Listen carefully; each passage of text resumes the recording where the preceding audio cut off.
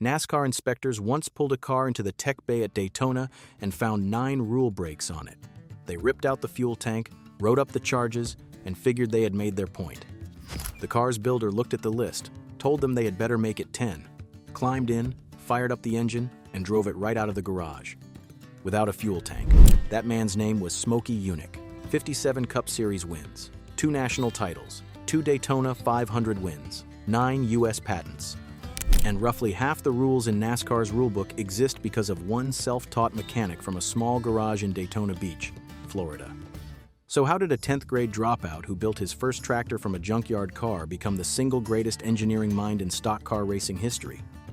If you had asked anyone in Neshaminy Falls, Pennsylvania, about Henry Yunick back in 1939, they would have told you he was just another farm kid trying to keep his family fed during the Depression. His father, a Ukrainian immigrant, had died of a heart attack, leaving 16-year-old Henry to drop out of school and run the farm with his mother.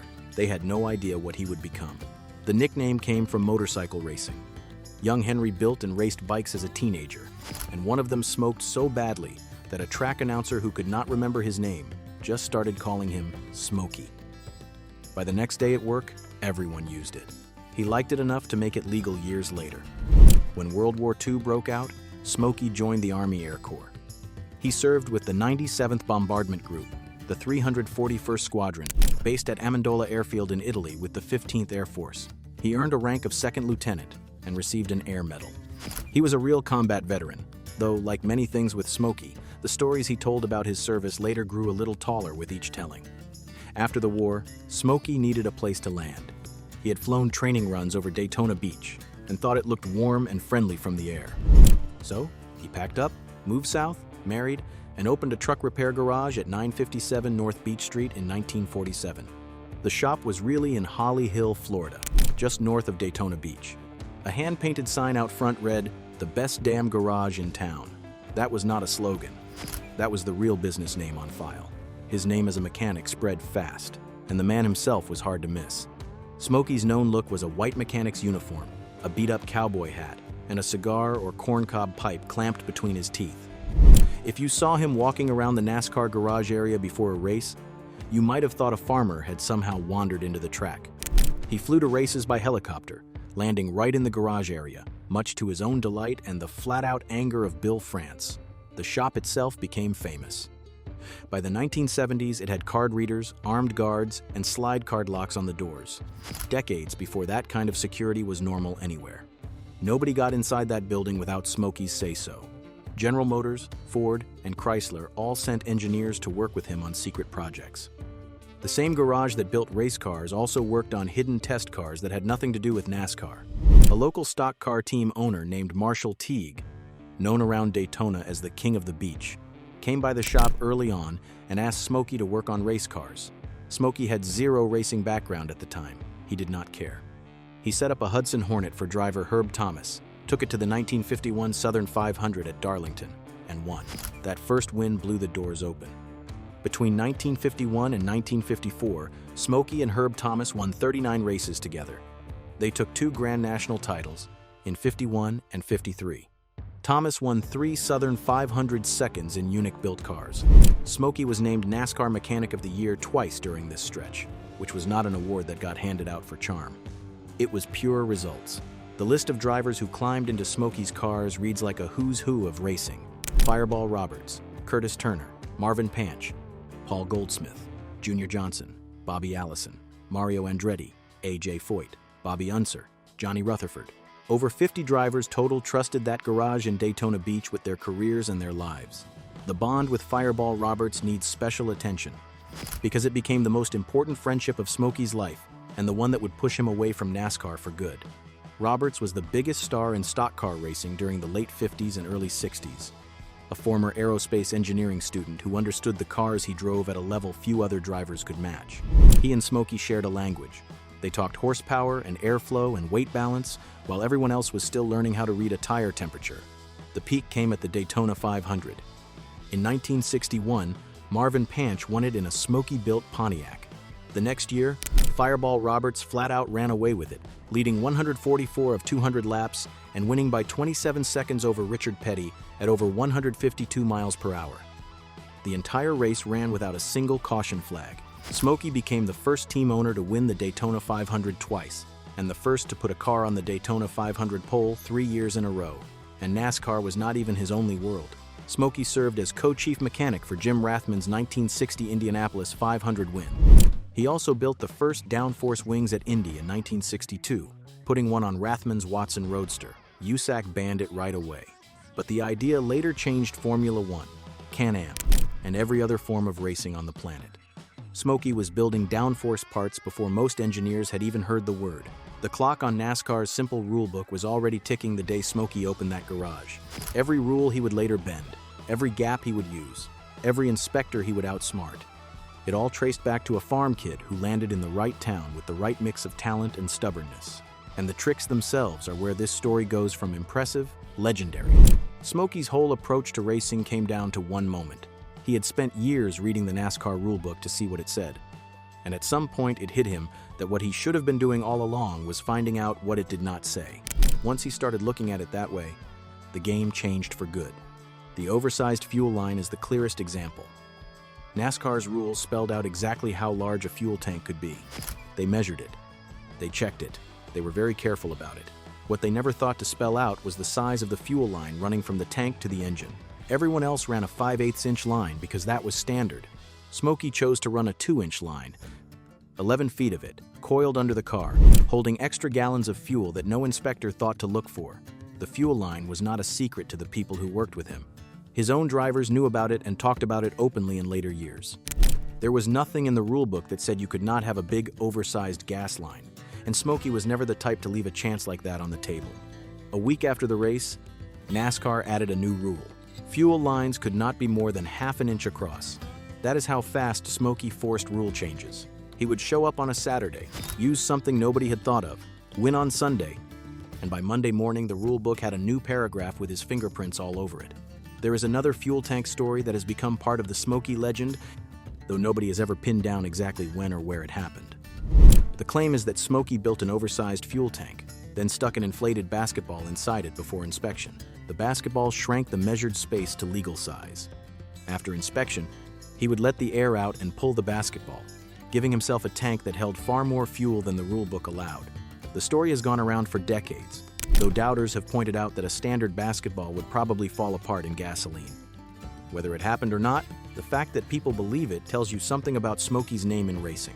Every crazy idea sounded real when it had his name on it, and the fuel line was not even his only fuel trick. He also figured out that if you cooled gas to near freezing before filling the tank, the fuel got heavier. More fuel by weight in the exact same space. As the fuel warmed up during the race, it spread out, giving him extra range that no inspector could catch at the starting line. NASCAR later created minimum fuel temperature rules, which is a rule that has no reason to exist unless somebody was doing exactly this. Now, the most famous Smokey Yunick car of all time is the 1966 Chevelle. You have probably heard it called the 7/8 scale Chevelle, the story being that Smokey built a perfect tiny copy of a stock Chevelle that was smaller in every direction but looked the same. That version of the story is not true. Careful photo study and hands-on measuring of the car that still exists show it was full size. A real 7/8 scale Chevelle would have been about 10 inches narrower and over 2 feet shorter.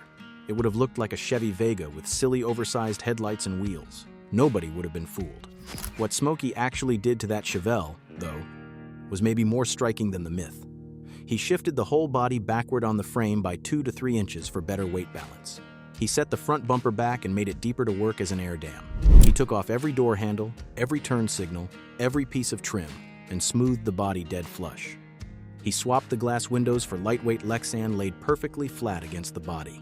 He raised the floor and smoothed the entire bottom of the car, which was an idea that came a full decade before ground effect airflow took hold in racing.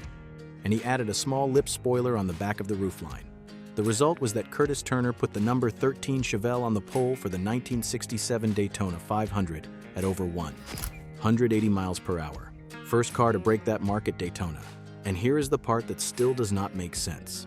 The reason the 7/8 myth started was that NASCAR tried to build body templates using a wrecked Chevelle as a pattern, and the templates did not fit Smokey's car. Rumors grew from there. What came out years later was that a former Yunick worker let slip that Smokey had borrowed NASCAR's own templates before the race. supposedly to make sure his car was right, and then quietly changed the templates to match his car instead. The scam fell apart when another driver showed up with a stock Chevelle and the templates did not fit his car either. He cheated the measuring tools, not just the car, the tools themselves. I mean, think about that for a second. The man in charge of making sure the cars were legal was using equipment that Smokey had already messed with. The Chevelle was the masterpiece, but Smokey had a whole bag of tricks that kept inspectors guessing for decades. He moved the entire frame to the left under the body on his oval track cars, giving better weight balance through left turns. The rules said the engine center had to sit in the middle of the frame rails, but they said nothing about where the body sat on top of the frame. He packed the roll cage tubes with wet beach sand to meet minimum weight at inspection. Overnight, the sand dried out, and Smokey would pop small plugs in the floor to drain it before the race, dropping real weight from the car. When the rules said you may remove the factory fender wells, Smokey left them on for qualifying because they helped airflow. Then he cut them off before the race. When other teams complained, his answer was simple. The rules say you may remove them. They do not say you have to. And when they complained again after he removed them mid-weekend, he pointed out that the rules do not say when you can remove them.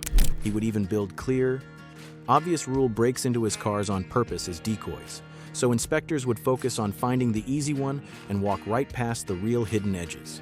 That is not just bending rules. That is playing chess while everyone else is playing checkers. And every single one of these tricks had the same result. NASCAR would rush to add a new rule, and Smokey would go back to his garage and start reading the new rulebook for what it did not say. Now, remember that inspection story from the start of this video? The one where Smokey drove his car out of the tech bay with no fuel tank? The truth is that roughly 99% of that story is probably myth. Smokey himself said parts of it were made up over the years, but the fuel line was real. The rule breaks were real. And the fact that every person in the NASCAR garage believed it could have happened tells you just how far ahead of everyone else this man really was. If you are enjoying this video, go ahead and subscribe. I cover classic car stories like this every week, and trust me, they only get wilder from here. While all of this cat and mouse was playing out on the track, something much more serious was going on between Smokey and the France family behind the scenes.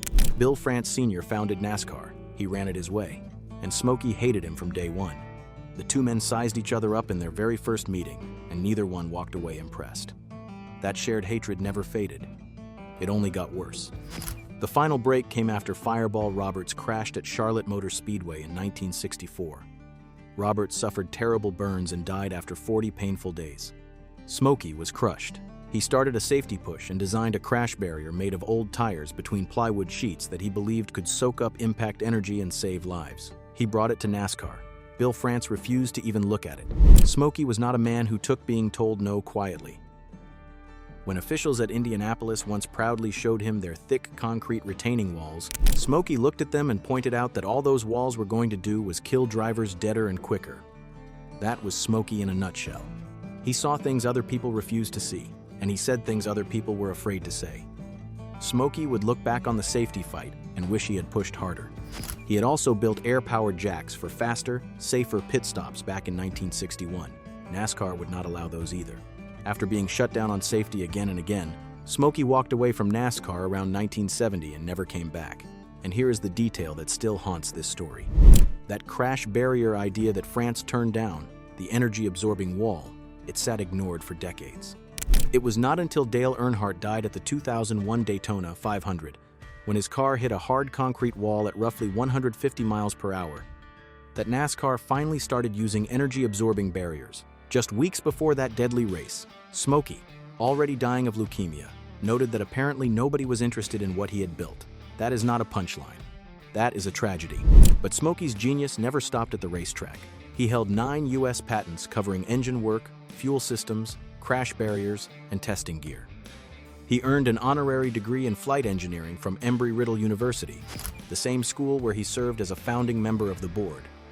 He was named Inventor of the Year in 1983. He wrote the Say Smokey column for Popular Science for roughly 2 decades.